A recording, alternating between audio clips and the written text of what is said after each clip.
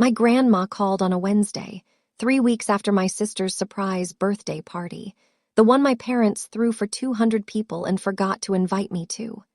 Her voice was the same voice she always used when she wanted something done without fuss. "Come see me," she said. "Saturday alone, and don't you say a word to your mother." I was holding a cat in my left arm, a calico with an ear infection who didn't like being held. I didn't drop her, but I did sit down on the exam room floor right there on theckled tile, and I said, "Okay, Grandma, welcome back to Calm Drama Stories." If you're new here, we share real feeling family stories about the moments that test your patience, your boundaries, and your heart. Drop a comment if you've ever felt invisible at your own family's table. My grandma Edith had hands that smelled like flour and wrote numbers smaller than anyone I've ever met. She was an accountant for a lumber company in upstate New York for 31 years. And even after she retired, she kept Alliger in the kitchen drawer where she tracked every grocery bill, every utility payment, every birthday card she sent, and what it cost to mail it. She taught me to count coins when I was 6. Quarters first, then dimes, then nickels, pennies last, because pennies, she said, were the ones people threw away. And that told you something about the people. My mother, Diane, had a different kind of system. Hers was a system of attention, and the math was simple. My sister Brooke got most of it, and I got what was left over. Brooke was 4 years younger than me, and she had the kind of needs that filled a room. She cried louder, wanted more, asked for things in a voice that made adults lean in. I was the opposite. I fixed my own lunches by age 10. I signed my own permission slips. By the time I was 14, my parents had started calling me independent. And they said it the way people say, low maintenance about a car they don't plan to wash. I don't blame my mother entirely.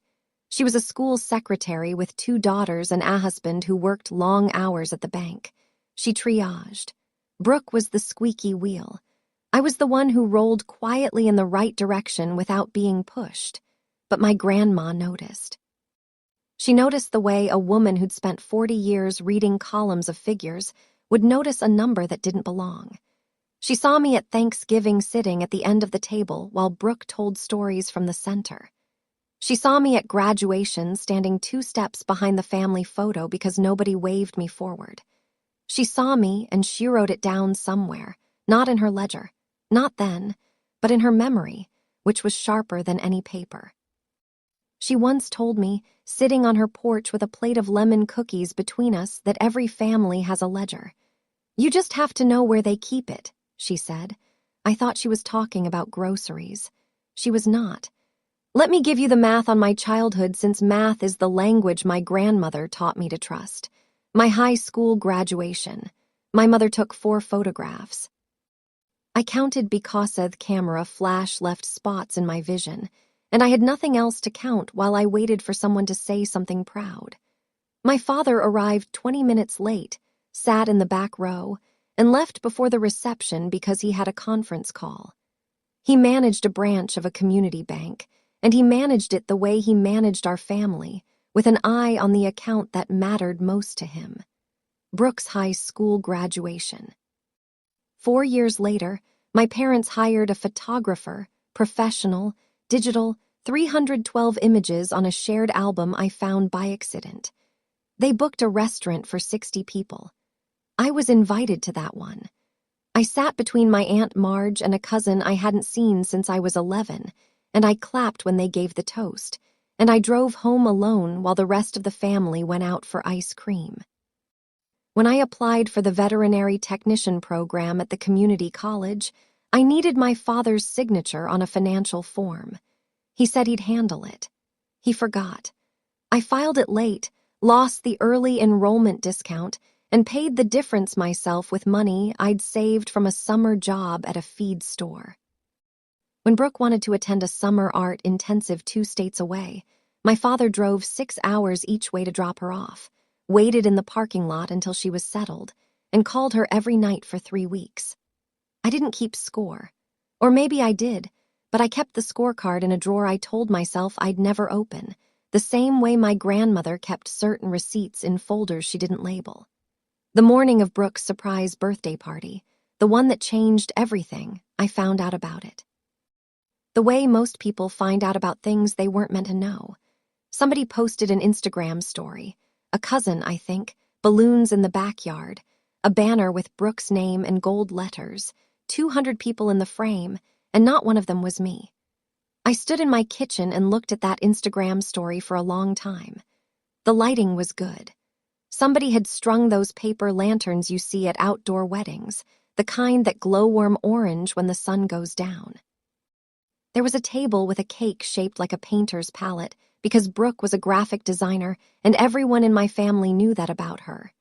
There was a charcuterie board that must have cost $100. There were faces I recognized.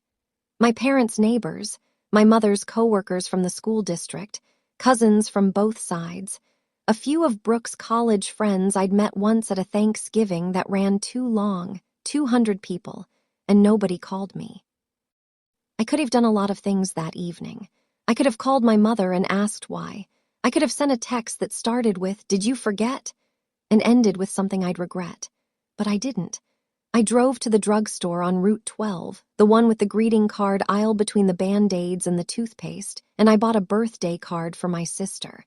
I wrote it standing at the pharmacy counter with a pen that skipped on every third word. I told Brooke, "Happy birthday." I told her I remembered the time she was 5 and got bubble gum stuck in her hair, and I sat on the bathroom floor and cut it out with kitchen scissors while she cried. I told her I was proud of her design work. I signed it. Love, Adeline. I sealed the envelope and bought a set of professional drawing pens. The kind with the fine tip nibs that cost more than I usually spend on myself because Brooke was a graphic designer and I thought she could use them. I mailed it the next morning. My mother called 2 days later. "That was sweet of you, honey. You know how it is. We just ran out of space." Through the phone, I could hear music. Leftover party playlist maybe, or the TV, something with a beat that didn't match the conversation. 200 people and they ran out of space. I said, "I'm glad she liked the card, Mom." I hung up. I went back to work. There was a tabby with a broken leg waiting for me and broken legs. At least I knew how to fix. 3 weeks passed. 21 days of feed the cats, drive to clinic, clean the kennels, drive home, read a chapter, sleep. The rhythm of a life nobody interrupts because nobody thinks to. Then my phone buzzed on the stainless steel counter in exam room 2, and the name on the screen was Grandma Edith. That was unusual. My grandmother and I talked, but we talked through layers. She'd tell my Aunt Marge something and Marge would mention it to my mother and my mother would relay it to me 3 days late with half the details missing. Or Brooke would visit Grandma on a Sunday and text me afterward. Grandma says, "Hi, she made cookies." Direct calls from Edith were rare, maybe twice a year, Christmas and my birthday. And even those had gotten shorter since she turned 85. This was a Wednesday in October. Not Christmas. Not my birthday, not anything. I answered with the calico in my left arm. Her name was Peaches, and she was someone's cat who'd come in with an ear infection so bad she'd been shaking her head for a week. Peaches did not like phones or people or being held. "Come see me," my grandmother said. "No greeting, no how are you?" Just the instruction, clean and flat, like she was reading a line item from a balance sheet. "Saturday alone and don't you say a word to your mother." 47 seconds. I timed it later, checking my call log because that's the kind of person I am. The kind who checks, the kind who counts. I called her back after I put Peaches in her carrier. She didn't answer. I texted, "Everything okay?" She replied 11 minutes later in the way she always replied. Complete sentences, proper punctuation. Saturday 10:00 a.m. bring nothing. I drove home that night with the windows down, even though it was October and the air had that first frost bite to it. I tried to talk myself into rational explanations. Maybe she wanted to give me a quilt. Maybe she had a doctor's appointment she needed a ride to. Maybe she just wanted company. But my grandmother didn't say. "Don't tell your mother about quilts." She didn't say it about doctor's appointments. She said it about things that mattered. And things that mattered in my grandmother's world always had a number attached. I baked a batch of lemon cookies that Friday night, her recipe, the the one with the extra zest, and drove to her house the next morning with the cookies in a tin and a feeling in my chest, like the moment before a vet opens a test result she already knows won't be good. My grandmother's house was a small clapboard cottage on Birch Lane, painted white every 4 years by whoever in the family she could talk into holding a brush. There was lavender growing along the front steps. She'd planted it the year my grandfather died, and it came back every spring thicker than before, like it was making a point. She was on the porch when I pulled up. Rocking chair, sweater buttoned to the neck, even though the morning was mild. On her lap, a manila envelope, thick with a clasp, the kind you buy at office supply stores, not the kind that come in the mail. "You brought cookies," she said. "You told me to bring nothing. I know what I said. Give me a cookie." I handed her one through the screen door, and she bit into it with the careful precision of a woman who'd had the same dentist for 30 years. Then she nodded toward the hallway. "Come inside. Back bedroom." The bedroom smelled like lavender sachets and old wool. The bed was made tight military corners. My grandfather had served in Korea, and Edith had kept his habit alive long after he stopped making beds himself. On top of the white quilt arranged in a row like evidence at a hearing were 3 manila folders, each one labeled in her handwriting, small, neat blue ink. She sat on the edge of the bed and patted the space beside her. I sat. "Your grandfather loved you," she said. Not past tense the way people talk about dead people at funerals. Present tense active like he was still in the next room listening. "I know, Grandma. He loved you more than he loved anyone in this family, and he wasn't quiet about it." She paused. "He left you something. Your father changed it. I didn't move. I have proof," she said, and she picked up the envelope from the bed, the thick one, the one that had been sitting on her lap when I arrived, and her hands were steady. The hands of a woman who'd balanced 40 years of columns and never lost a cent. Mine were not. She opened the clasp and pulled out 2 documents. Both were photocopies, but the quality was sharp. My grandmother owned a printer she maintained the way some people maintain cars, and she'd made these copies herself. "This one," she said, placing the first sheet on the quilt between us, "is the will your grandfather wrote with Martin Calloway in 2012, 2 years before he died." I knew Martin. He was my grandfather's fishing buddy, a probate lawyer who'd retired to a converted garage on the other side of town. He'd been at the funeral. He'd worn a tie that was too short and cried in the parking lot. "This one," she said, placing the second document next to the first, "is the will your father filed with the county after your grandfather passed. It was prepared by a different attorney. Your grandfather never saw it." I picked up the first one. My grandfather's handwriting was in the margin, shaky, but legible. The penmanship of a man who'd farmed his whole life and held a pen the way he held a wrench. In blue ink, next to the section on asset distribution, he'd written for Adeline, who never asks for anything the original, will left 70% of his estate to Meath House, the 47 acres of farmland east of Route 9. The savings account at the credit union, $142,000. He'd built up over 60 years of growing timber and raising soybeans. 20% went to my father, 10% to a trust fund for future grandchildren, the second will. The one my father filed split things differently. 50% to Glenn Sutton, 30% to Brooke Sutton, 20% to Adeline Sutton, held in trust and managed by Glenn Sutton. I never received a cent, not a quarterly statement, not a phone call from a trustee. Nothing. I read both documents 3 times. I'm a veterinary technician. I read lab panels for a living. I know how to compare 2 sets of numbers and find the one that doesn't match. "Does Dad know you have this?" I asked. My grandmother looked at me the way she used to look at a column of numbers that didn't add up. Patient, precise, already 3 steps ahead. "Not yet," she said. She wasn't done. My grandmother had never been the kind of woman who presented half a case. She opened the first folder. Inside bank statements, the credit union account my grandfather had left, the one with $142,000 in it. She'd highlighted the withdrawals in yellow marker. One by one, starting 3 months after Harold's death, the balance dropped $5,000 here, $8,000 there. a lump sum of $22,000 in March of 2015. By September of that year, the account was empty. Every withdrawal bore one signature: Glenn Sutton. The second folder, a stack of printed emails between my father and a financial advisor I'd never heard of. The subject lines were clinical: restructuring trust assets, portfolio rebalancing Q3, Ray liquidation timeline. The content was not clinical. My father had taken the money that was supposed to be mine and poured it into a commercial real estate development that went bankrupt 18 months later. The emails documented the loss in language so careful it almost sounded calm.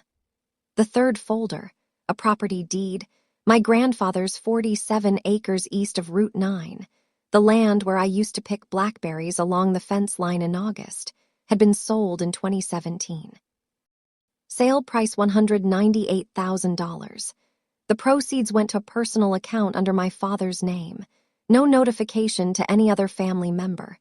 No mention in any family conversation ever. I looked at my grandmother. She was sitting straight, both feet flat on the floor, hands folded on the quilt. She'd organized this the way she organized everything, by category, by date, by consequence. I found the bank discrepancy in 2016. She said 2 years after your grandfather died. I was going through old statements. I still had copies from when I managed the household books. The numbers didn't match, so I kept looking. Why didn't you say something then? I'd had a stroke, sweetheart. 2 months after your grandfather's funeral. I couldn't drive. I couldn't dress myself some mornings. Your father was the one who took me to physical therapy. She paused. You don't accuse the person carrying you down the stairs. And now I can dress myself. Now I can carry my own papers. And now she looked at me and her eyes were dry and clear. They threw a party for 200 people and didn't invite you. And you still sent a card. That card, the one I'd written on the pharmacy counter with a pen that skipped. That was the thing that made my 87-year-old grandmother decide it was time. I drove home with the folders on the passenger seat and the lemon cookie tin wedged behind the headrest so it wouldn't slide. The October sun was low and orange through the windshield, the kind of light that makes everything look like a photograph someone took on purpose. I didn't turn on the radio. I didn't call anyone. I drove 20 minutes in silence, parked in my driveway, and sat in the car with the engine off until one of my cats, Roscoe, the gray one, appeared in the kitchen window and meowed at me through the glass. Inside, I spread the papers across the kitchen table. Roscoe sat on one corner of the stack. Clementine, the orange tabby, sat on the other. Neither of them understood estate law, but they were warm, and they were there, which put them ahead of most of my family. I read everything again. Then I opened a notebook, the kind with the graph paper pages I use for tracking patient waits at the clinic, and I made a list, not of what I felt, of what I knew. When you're a vet, you learn to separate the diagnosis from the emotion. A dog comes in limping and the owner is crying and the dog is scared and the room smells like antiseptic and fear. You don't cry, you read the x-ray, you check the margins, you identify the fracture, then you make a plan. My family had a fracture.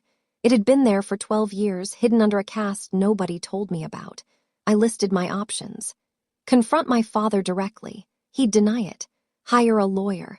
I had $800 in savings and a vet's salary. Go to the next family dinner and put the documents on the table. Satisfying but chaotic. And chaos benefits the person with the most to hide. At the bottom of the third folder, my grandmother had paperclipped a note, one line written on the back of a receipt from the bakery where she bought lemon filling. Call Martin Calloway. He wrote the original. He'll know what to do. And beneath that, a phone number in her neat blue ink. I picked up my phone, not to call my father, not to call my mother. I called the number. My grandmother had written on the back of a lemon cookie receipt. Martin Calloway's office was a single-car garage that he had insulated with plywood and carpet remnants in 1998. There was a desk, a filing cabinet, a lamp with a green glass shade, and a framed photo of him and my grandfather holding a walleye the size of a toddler. The walleye was bigger than the frame. He was 68, retired technically, but retirement for Martin meant He stopped billing and started picking his clients based on whether he liked them. He liked my grandmother. He'd liked my grandfather more. "Sit," he said when I walked in. He didn't offer coffee.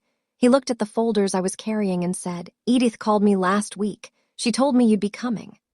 Of course, Shahad. I spread the papers on his desk. He put on reading glasses, the kind that sit low on the nose like a professor in a movie. And he read, not fast, not slow. The way a man reads when he already knows what he's looking for but wants to make sure it's as bad as he thinks. "I wrote this will," he said, tapping the original. "Harold came to me in the spring of 2012. Sat right there." He pointed at the chair I was sitting in. He said, "I want Adeline taken care of. She's the one who won't task." Martin took off his glasses. The amended version, this one, didn't come through me. I never saw it. "Glenn used someone in the city. Can we contest it? Statute of limitations starts when the beneficiary knew or should have known about the fraud."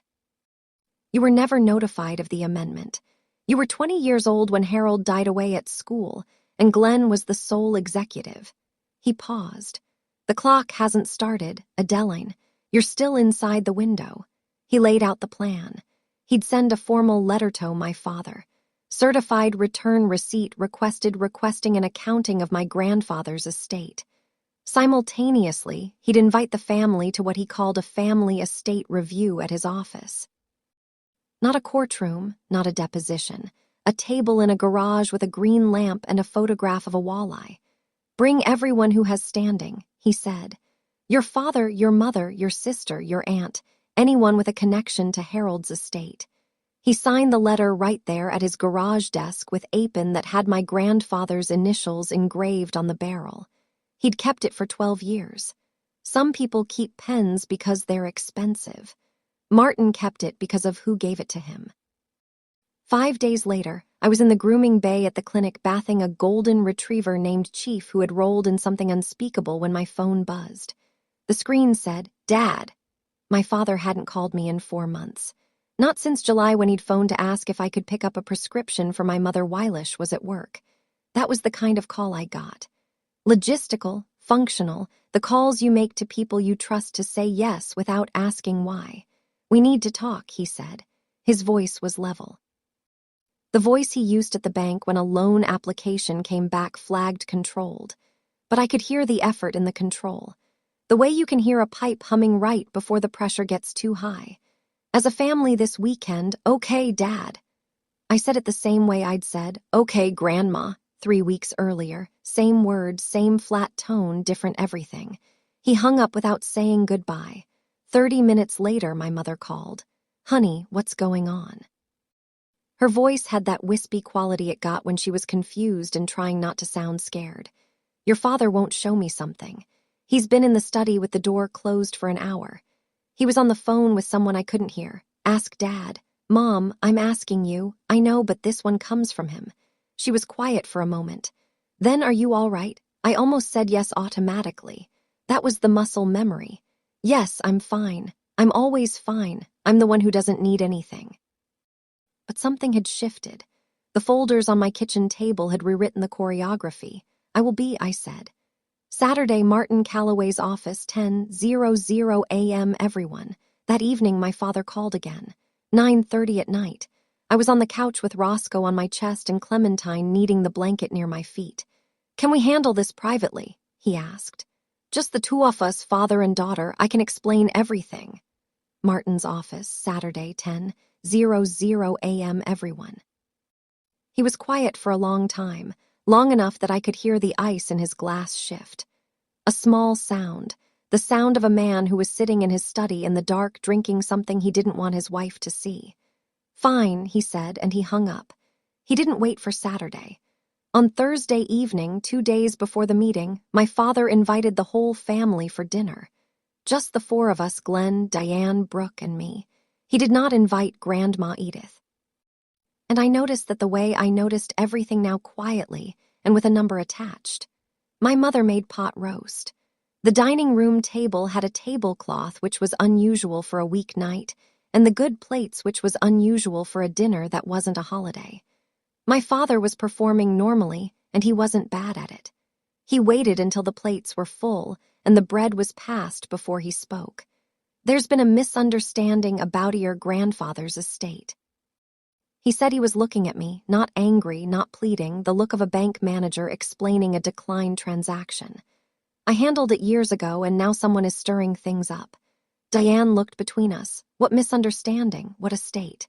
Brooke put her fork down. Why are we talking about Grandpa's money? He's been dead for 12 years. Glenn kept his eyes on me. Your grandmother is getting older, Adeline. She's confused. These papers she showed you, they're outdated. They don't reflect the final arrangements. I took a bite of pot roast, chewed, swallowed, took a sip of water. Saturday, I said, Martin's office. Bring whatever you'd like to bring, Adeline. The pot roast is really good, Mom. My mother stared at me. My father stared at me. Brooke stared at her plate. Nobody moved for 6 full seconds. I counted and then I stood up, carried my plate to the kitchen sink, rinsed it, and set it in the drying rack. Thank you for dinner, I said from the doorway. I'll see everyone Saturday. I drove home. The night was cold, the first real cold of fall, and the headlights caught frost on the shoulders of the road. I turned the heater on and thought about what my grandmother said about ledgers. My father had been keeping one, too, a different kind. A ledger of omissions. What he didn't tell my mother. What he didn't tell me. What he didn't tell himself. I didn't finish my plate. Not because I wasn't hungry. Because I'd learned something from my grandmother. You don't show your hand at the wrong table. My Aunt Marge called me Friday morning. Marge was my father's younger sister, 3 years younger, a retired dental hygienist, married to a man named Roy, who didn't say much but noticed everything. She lived 2 miles from Grandma Edith and checked on her 3 times a week. Your father went to see your grandmother yesterday. Marge said, No, hello. The Sutton women I was learning opened conversations like accountants opened ledgers straight to the number that mattered. How long? 2 hours. I was there when he arrived. He asked me to leave. I went to the kitchen and made tea. And then when he came out, his face was the color of a stop sign and he didn't look at me. Your grandmother was still in her rocking chair. She hadn't moved. She asked me if I wanted a lemon cookie. I could picture it. My grandmother in her chair, her posture straight, her sweater buttoned, her hands in her lap, and my father standing over her trying to make a 90-year-old woman with 40 years of accounting experience believe she'd gotten her numbers wrong. What did he say to her? He told her she was confused, that the papers were old and didn't mean what she thought they meant. Marge paused. She told him she could recite every line item of that estate from memory. Then she asked him how much he lost on those development certificates in 2015. I closed my eyes. He didn't answer that one. Marge added that evening I called me grandmother. Are you okay? I've been okay for 87 years, sweetheart. Your father isn't going to change that in one afternoon. My mother called next. She sounded different, not confused anymore. Rattled. Glenn says, Your grandmother needs a medical evaluation. He says she's showing signs of cognitive decline and he wants to schedule an appointment. I said nothing for 3 seconds. Then, Mom, has Grandma ever in your entire life gotten a number wrong? Silence. Diane was a school secretary. She'd watched Edith balance Christmas budgets and church fundraiser books and property taxes for 3 decades without a single error. No, my mother said quietly. Then maybe ask yourself why Dad suddenly thinks she can't count. When a man who manages other people's money for a living tells you his own mother is confused about numbers, you should wonder whose numbers he's really worried about. The night before the meeting, I lay on my couch with Roscoe on my chest and Clementine wedged between my hip and the cushion. The apartment was quiet. The fridge hummed. A car passed on the road outside, its headlights dragging a slow rectangle of light across the ceiling. I thought about calling Martin and telling him I'd changed my mind. I thought about calling my father and saying, Forget it. Keep the money. Keep the farmland. Keep the story you've been telling yourself for 12 years. I thought about how much easier it would be to go back to being the daughter who never asked for anything. Because that's the thing nobody tells you about confrontation. The hardest part isn't the anger. The hardest part is the doubt that comes the night before when the house is dark and the cats are warm, and a small voice in your head says, maybe you're the one tearing this family apart. My grandfather used to say something I didn't understand until that Friday night. He'd say it when a storm was coming and the soybeans needed covering and nobody wanted to go out in the wind. The truth doesn't break a family, he'd say. The lie does. The truth just shows you where it was already broken. At 11:14, I checked the clock. My phone lit up. Brooke. My sister almost never called me. She texted sometimes short messages. Hey, or mom says hi, or a photo of something she designed, but calls were for emergencies and Christmas. Addie. Her voice was small, younger than 28. Did Dad really change Grandpa's will? I sat up. Roscoe slid off my chest and landed on the cushion with an annoyed chirp. Come to Martin's office tomorrow, I said. You'll see everything. I didn't know. She was crying. Not loud. The kind of crying that lives in the throat and barely makes it out. I swear I didn't know. I thought he just wanted to take care of both of us. I thought it was equal. I know you didn't know, Brooke. Are you angry at me? No, that's why I'm not angry at you. She hung up. I stayed on the couch. Roscoe repositioned himself on my lap and Clementine purred against my ribs, a low vibration like a motor riddling. They didn't know what was happening tomorrow. They just knew I was home. I woke at 5:30, fed the cats, made coffee in the dark kitchen with the overhead light off because the blue-gray light through the window was enough, and I didn't want to disturb the quiet. I showered, dressed, not fancy, not casual. The navy blouse I'd worn to my first job interview at the veterinary clinic 7 years ago, and a pair of clean khaki pants with a crease I'd ironed the night before. Clothes that said, I came here to be taken seriously, and I will leave the same way. I drove through town at 7:30, an hour and a half early, because being early is what you do when you've spent your whole life being the one nobody waits for. The morning was sharp. First real frost on the grass, the kind that crunches when you step on it and melts by 9. Fog sat in the low spots along the road.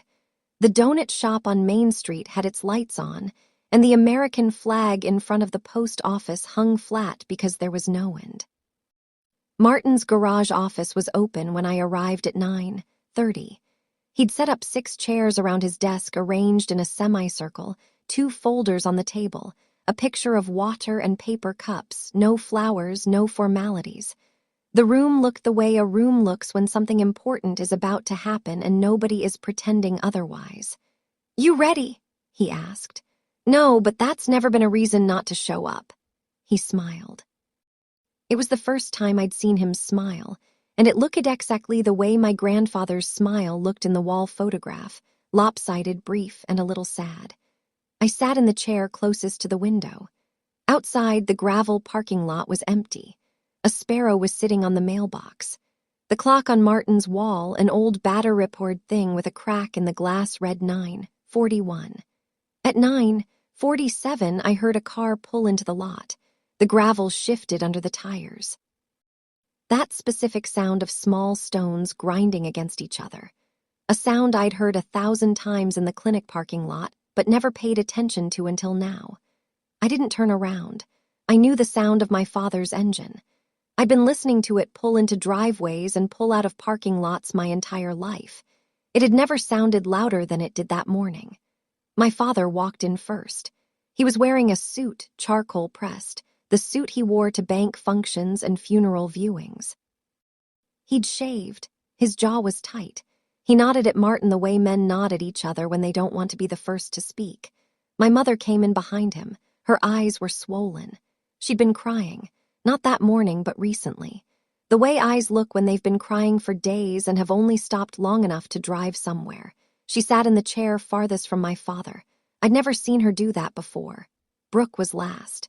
She slipped in like a person entering a room they're not sure they belong in. No eye contact. She chose the chair in the corner near the filing cabinet, and she sat with her hands between her knees. Then the door opened again, and Aunt Marge walked in with Uncle Roy. I hadn't expected them, and from the look on my father's face, neither had he. If this is about my father's estate, Marge said, pulling a chair from against the wall, I have a right to be here. Roy, too. Roy nodded once and sat down. He was a big man, a retired electrician, and his presence in the small garage office made the room feel like it had lost a third of its oxygen. Marge had something in her hand, a manila envelope sealed with masking tape across the flap, written on the front in my grandmother's careful handwriting for Martin. To be opened in the presence of all. My father saw it. His eyes stayed on it a beat too long. "Mom sent something?" he asked. "She did," Marge said. Martin stood. He didn't clear his throat or tap a pen or any of the things people do when they're about to start something they wish they didn't have to. He just stood, and the room went quiet. I called this meeting to review irregularities in the estate of Harold James Sutton, deceased March 2014. Everything discussed today is documented. I'm going to walk through the material, and when I'm finished, everyone here will have the opportunity to respond. My father sat straight in his chair. He was a man who managed money for a living. He knew what documented meant. He knew what was coming. And for the first time in 12 years, he couldn't redirect, couldn't defer, couldn't tell anyone that Adeline preferred to handle things on her own. Martin placed 2 documents side by side on the desk facing outward. So everyone could read them. The original will on the left, the amended version on the right. "This," he said, touching the left page, "is the will Harold Sutton executed in my office in 2012 with 2 witnesses and a notary. It names Adeline Sutton as primary beneficiary of approximately 70% of his estate, the family home, 47 acres of farmland, and the entirety of his credit union savings account." He moved to the right page. "This is the will filed with the county after Harold's death in 2014. It was prepared by a different attorney. It redistributes the estate, 50% to Glenn Sutton, 30% to Brooke Sutton, and 20% to Adeline Sutton, held in trust and managed by Glenn Sutton." Diane leaned forward. "I've never seen the first one." Glenn said nothing. Martin opened the first folder. Credit union statements for the savings account. Harold left balance at the time of death $142,000.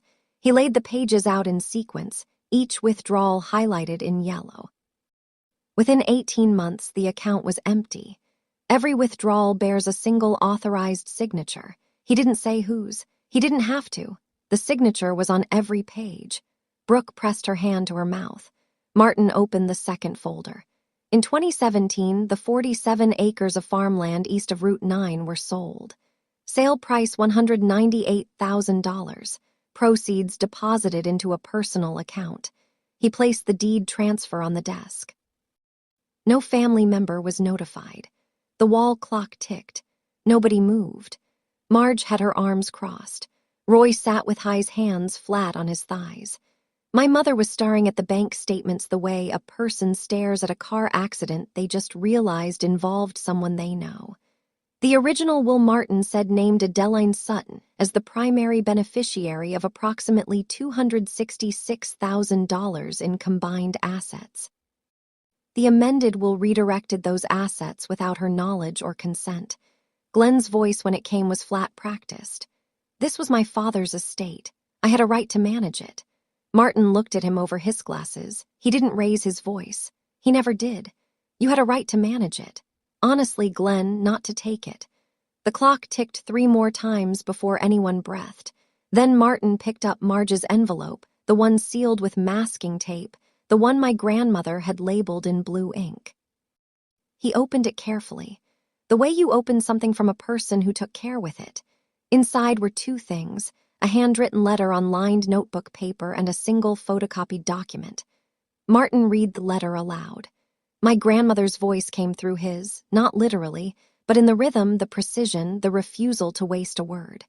"To my family," he read, "I have kept silent for 12 years, not out of weakness, but out of preparation. Glenn, you are my son and I love you. But you took from your daughter what your father wanted her to have.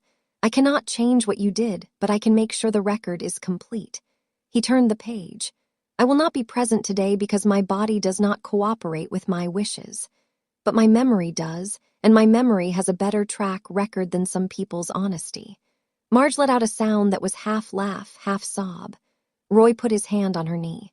Martin sat down the letter and held up the second document. This is a life insurance policy issued in 2010 by a credit union your father was not associated with. The beneficiary is Adeline's son. The death benefit is $85,000. It was never claimed after Harold's death." Glenn looked up. "I didn't know about that." "No," Martin said. "You didn't, because your mother was the one who suggested it to Harold. She opened the policy at a separate institution, specifically because she didn't trust what might happen to assets held where you had signing authority. The room absorbed that my grandmother, 87 years old, recovering from a stroke, dependent on her son for rides to the doctor, had been building a parallel set of books for over a decade. She'd watched. She'd waited. She'd kept her own ledger in a drawer nobody thought to open. And when the numbers finally needed to be read aloud, she sent them in a sealed envelope with masking tape and blue ink. I looked at the letter on the desk. Her handwriting, small, neat. Every letter formed the way a woman who'd balanced 40 years of corporate accounts would form a letter. No crossouts, no corrections. My grandma had spent 12 years building a case the way she'd spent her whole career balancing books. One line at a time. No errors, no shortcuts. My father took off his suit jacket. He folded Itance, placed it on the back of his chair, and loosened his tie. Then he pulled the tie off entirely and set it on the desk where it lay coiled on the wood like a question nobody wanted to answer. "I made a mistake," he said. His voice cracked on the second word. Not dramatically, not the way people crack in movies with a hand over the mouth and a sudden collapse, just a hairline fracture in the word made. The kind of crack that tells you the foundation has been shifting for years, and this is the first time the wall shows it. I took the money because I thought I could grow it. I found a development opportunity in 2015. A mixed-use project upstate commercial on the ground floor, apartments above. I put in $160,000. He paused. I lost almost all of it. The developer filed for bankruptcy. The project was never built. Deanne put both hands on the table. "You never told me. I couldn't tell you. I couldn't tell anyone. I told myself I'd fix it. Sell the farmland, reinvest, earn it back. I sold the 47 acres and put the money into a different fund. That one didn't collapse, but it didn't grow either. And by then the money was gone and the land was gone. And I didn't know how to say any of that out loud." He looked at me. I told myself, "You didn't need it. You had your job, your apartment, your life. You were doing fine." His eyes were wet. "You were always doing fine, Adeline." And I let myself believe that meant you didn't need what was yours. I looked at me, father, not the bank manager, not the man who forgot to sign my financial aid form, the man who taught me to ride a bicycle in the driveway when I was 6, holding the back of the seat with one hand and waving with the other when he let go. The man who came to my vet graduation, even if he sat in the back row for a moment, one long airless moment, I thought about letting it go. Maybe the money didn't matter. Maybe peace was worth more than $266,000. But then I remembered the party. 200 people and they ran out of space for me. "Dad," I said I hadn't planned the words. They came the way diagnoses come after you've read the chart 3 times. Clear, unavoidable, and too late to undo. "I believe you're sorry. I believe you were scared. But you didn't just take money." I looked at the bank statements on Martin's desk, at the highlighted withdrawals, at the deed transfer, at my grandmother's letter. "You took 12 years of my life where I thought my family didn't think I was worth including. Every birthday party I wasn't invited to. Every family vacation I wasn't told about. Every time Mom said we ran out of space, you let that happen because if you included me, you'd have to look at me and remember what you did." The room was silent. Diane was crying. Marge was staring at Glenn with an expression I couldn't name, something between pity and fury. "You didn't just steal an inheritance, Dad. You stole the story of who I was in this family. You made me the daughter who didn't need anything because needing something from you would have meant you had to explain why you couldn't give it. You rewrote the narrative and I believed it." Brooke's head was down. Her shoulders were shaking. "You turned Adeline's independent into a family policy so you'd never have to say I owe Adeline a debt I can't repay." I stopped. I hadn't raised my voice. I'd spoken the way my grandmother spoke, the way Martin spoke, flat, factual, the weight carried by the content, not the volume. Then I turned to Martin. What are the options? He laid them out in a row the way he'd laid out the documents. Neat, orderly, no ambiguity. Option 1, legal action. I could file a formal complaint for breach of fiduciary duty. Option 2, a mediated settlement. Glenn repays what he took over time with documentation. Option 3, a family agreement drawn up by Martin, signed by all parties. I don't want to sue my father, I said. I looked at Glenn. He was staring at the table, at the tie he'd taken off, at Thepin with my grandfather's initials that Martin had placed beside the folders. But I want every cent accounted for in writing, with a repayment plan. Glenn looked at me. His eyes were red and his hands were flat on his thighs. He looked at me like he was seeing me, really seeing me for the first time in 12 years. If you've ever sat at a family table where your chair was the one that didn't quite fit, the one they borrowed from the other room or the one they forgot to set a plate for, you know what it feels like to be included as an afterthought. I didn't tell this story to punish my father. I told it because sometimes the only way to be seen is to stop being invisible on purpose. If this story is hitting close to home, leave a comment. I read everyone.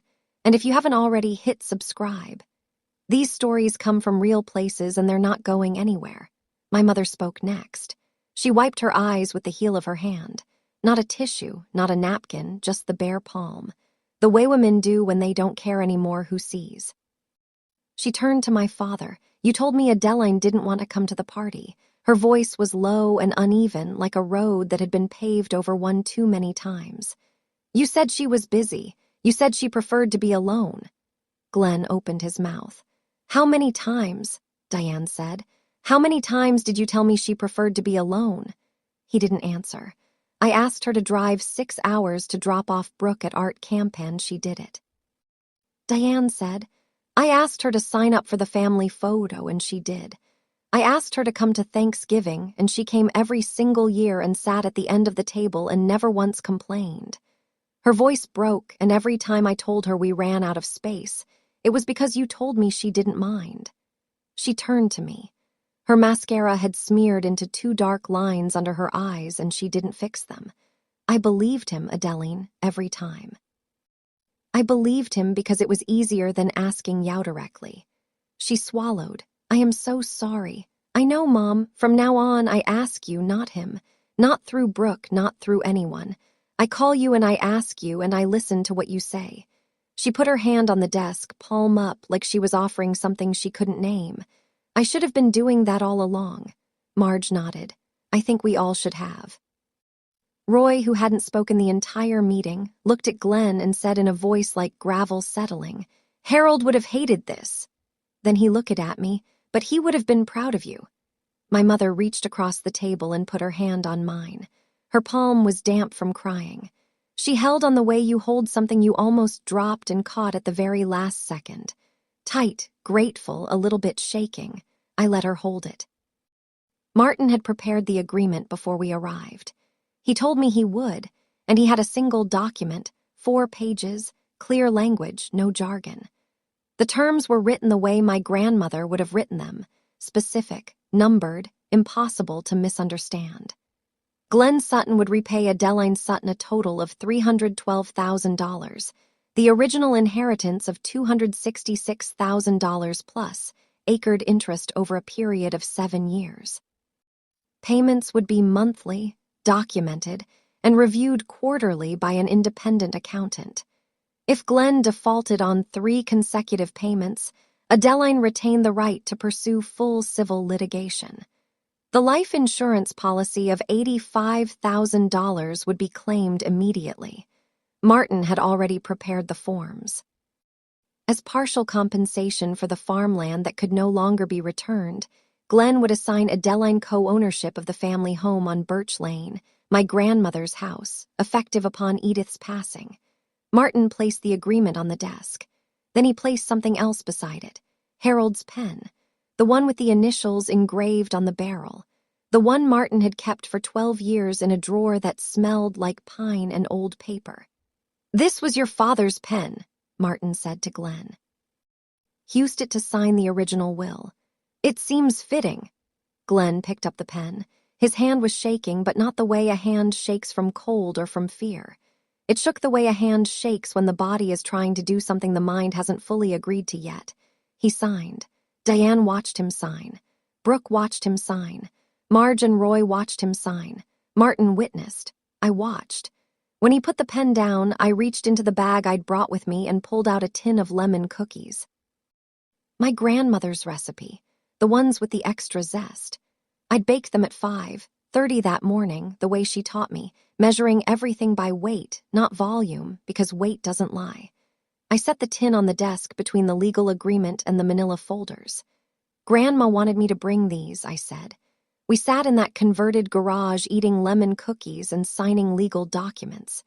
And for the first time in 12 years, every number in my family's ledger added up. They left one by one.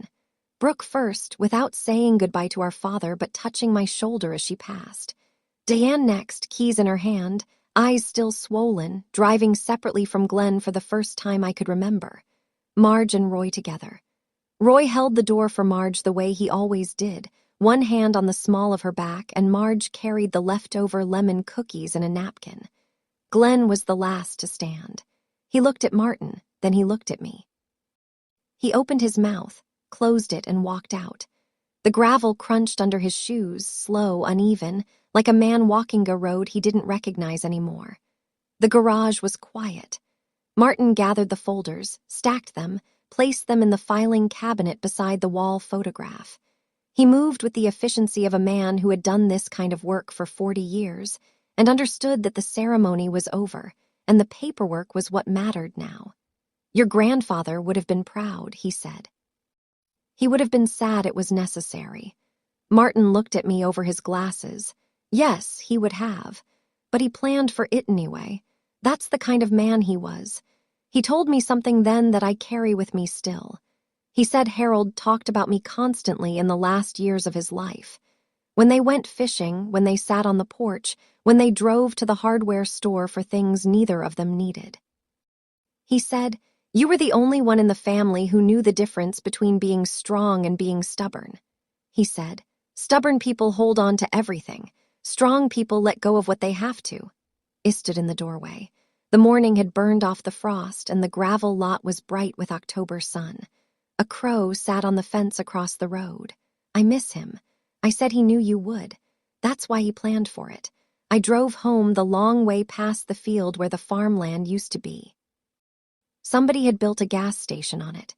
One of those small ones with 2 pumps and a convenience store that sold beef jerky and lottery tickets. I pulled in, filled my tank, and bought a pack of peppermints. Their seat cost more than my grandfather's pen, but the pen was worth more than the field. I went to see my grandmother that afternoon. The lavender along her front steps was still green despite the frost. It was the hardy kind, the kind that didn't give up until December. She was sitting on the porch in her rocking chair with a blanket over her knees and a cup of tea balanced on the arm. "Did he sign?" she asked before I'd reached the top step. "He signed," she nodded once. Then she took a sip of her tea. I sat in the other chair, the wooden one without the rocker, the one my grandfather used to sit in with the newspaper. Nobody had moved it since he died. The wood was soft and gray from weather, and it creaked when I shifted my weight, and it was the most comfortable chair I'd ever sat in. I told her everything, the room, the documents, the letter, Martin reading her words aloud, my father's face when the life insurance policy appeared. Diane's tears, Brooke's silence, Roy's voice, heavy and final, saying Harold would have hated this, but would have been proud. My grandmother listened the way she always listened, without interrupting, without nodding, without any of the small, encouraging sounds people make when they're more interested in being seen listening than in actually hearing. She just sat and rocked, and when I was finished, she closed her eyes for a long time. "I didn't want to hurt him," she said. "I wanted him to stop hurting you." She opened her eyes. There's a difference. He cried. Grandma, I know. He cried when he was 8 and broke a window, too. Crying doesn't mean he's wrong to pay for it. I told her about the settlement, every cent repaid over 7 years. The life insurance claimed the house co-ownership. "What will you do with the insurance money?" she asked. "I'm going to fix your roof. It's been leaking since 2019. She laughed. Not a polite laugh, a real one, the kind that showed her back teat hand made her shoulders shake. I hadn't heard her laugh like that in years. "Your grandfather always said you'd fix things," she said. "He just didn't think you'd have to fix the family first." She reached for another lemon cookie from the tin I'd left on the porch railing. She ate it slowly, the way she did everything, deliberately with her eyes half closed like she was checking the recipe against memory. 6 months later, the checks started arriving on time. My father mailed them, actual checks, paper in envelopes with return addresses printed in the upper left corner. He could have set up a bank transfer. He chose to write them by hand. I didn't ask why. I thought I knew. Some debts require the weight of a pen.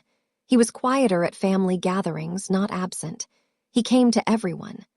Thanksgiving, Christmas, Brooke's birthday, which was not a surprise party that year, but a dinner at a restaurant where everyone was invited and everyone's name was on their servation.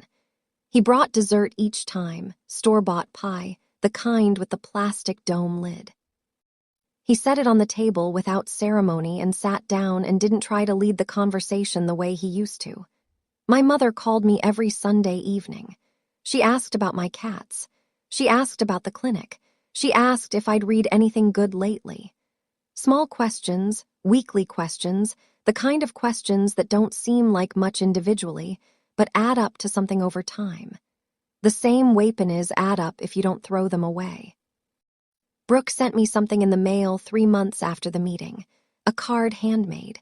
She'd drawn the front herself, a small watercolor of 2 cats sitting on a kitchen table, one gray, one orange. The pens she'd used were the ones I'd given her for her birthday, the ones from the drugstore on Route 12. Inside, in her own handwriting, "I'm sorry I never noticed. I'm learning to." I put the card on my fridge next to a photo of my grandfather holding a walleye and a photo of my grandmother on her porch. The insurance money came through in January. I used part of it to fix Grandma Edith's roof, 3 days of work by a crew from town, new shingles, new flashing around the chimney. Part of it went to a down payment on a used pickup truck because my Honda was 12 years old and burned oil on hills. And $5,000 went to the animal shelter where I'd adopted Roscoe and Clementine because some debts are owed to the places that gave you what you needed before you knew you needed it. I didn't get a party with 200 people. I got something different, a family that finally counted me in. A few weeks after the roof was finished, I was helping my grandmother reorganize her front room. She decided to move her bedroom downstairs. The stairs were getting harder. And she was practical enough to admit it before anyone had to suggest it. So we carried boxes and rearranged furniture and argued about where to put the bookshelf, which she wanted by the window, and I wanted against the interior wall because the window leaked cold air in February. She won. She always did. In the bottom drawer of her writing desk, the one with the brass handles she polished every spring, I found a ledger. Not a financial one, not the kind she'd kept at the lumber company. This one was smaller, cloth-bound with a green cover that had gone soft at the corners from years of handling. I opened it. The first page had dates going back to when I was 7 years old. Birthdays, holidays, visits, and next to each entry, a note not about money, about me. Adeline fixed the kitchen faucet. No one asked her. Adeline drove Edith to the eye doctor, brought lemon cookies. Adeline sent birthday card to Brooke, postmarked 1 day early. Adeline called Sunday, asked about the garden. Adeline came to Thanksgiving, sat at the end, stayed for dishes. Page after page, 2 full pages at the end. The handwriting a little shakier, but still legible, still precise. A list titled, in my grandmother's neat blue ink, things Adeline has done without being asked. The last line was written in red ink, the only red ink in the entire ledger. A single sentence underlined once. She never asked for anything. That is why she deserves everything. I closed the ledger. I placed it back in the drawer exactly where I'd found it because it was hers, and some records belonged to the person who kept them. Then I walked out to the porch and sat in my grandfather's chair. The lavender was still blooming. The roof no longer leaked. And somewhere inside the house, my grandmother washing a song I hadn't heard since I was 6 years old. The one she used to hum while teaching me to count. If you're still here, thank you. This story came from a place I don't visit often, but I think some of you know that place too. If you grew up being the one who was supposed to be fine, the one who didn't need anything, the one who was always doing great on her own, I see you. You matter. Your name belongs on the list. If this story meant something to you, leave a comment. Share it with someone who needs to hear it and check the description below for more stories like this one. I'll see you in the next one.